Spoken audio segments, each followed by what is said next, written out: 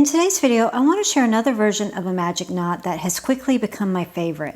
And the reason why is because it's easier to do, and the knot is smaller than the classic magic knot. Now, if you're not familiar with what a magic knot is, it's just a cute name given to the Fisherman's knot by the crochet community.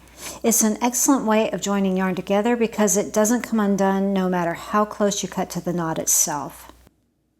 The one I'm going to show you today is made using the square knot. Now, I know some of you may be thinking, Roz, don't use the square knot, it's going to come undone. And I hear you. For the longest time, that was my experience too, until I realized that I was doing it wrong. Today, I'm going to show you the right way to do it that will ensure success every time you make it. Okay, I'm going to be doing this with 2 colors of yarn so that you can see this more clearly.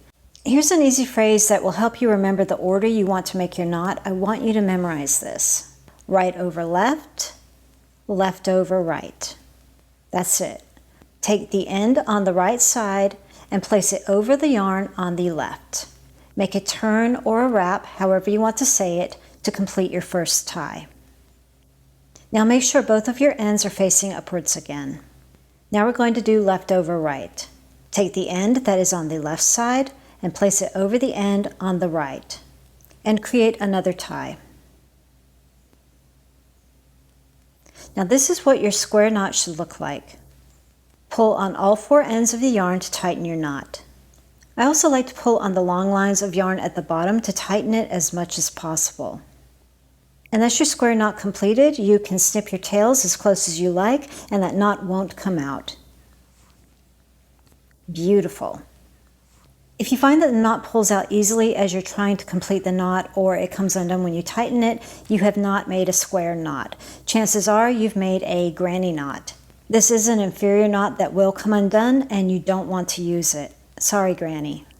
It turns out this is what I was doing, and it's a really easy mistake to make because they look so similar, but there is a subtle difference. Remember when we were doing right over left, left over right for the square knot? Well, for the granny knot, it's right over left, right over left. Take your 2 ends, take the right one, and cross over to the left and tie. With both ends upright, do it again. Take your right end and cross over to the left and tie. Now pull to tighten. Snip your yarn. No good. Here's a square knot side by side with a granny knot. This is what you want to look for in your square knot. Look for that smooth transition of the ends here. Both sides of the yarn go below the loop on the left and above the loop on the right. Really pretty and uniform.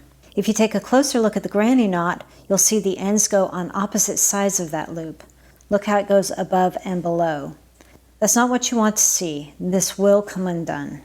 So again, in summary, remember the phrase right over left, left over right. And always check that your yarn is going under the loops on the left side and above the loop on the right. I do hope you enjoyed this video and that it helped you to see how great a square knot really is for connecting your yarn. Just remember, no more granny knots allowed. If you like videos like this, here's one that the YouTube algorithm has decided is the best match for you. Let me know if they were right, and I'll see you over on the next video.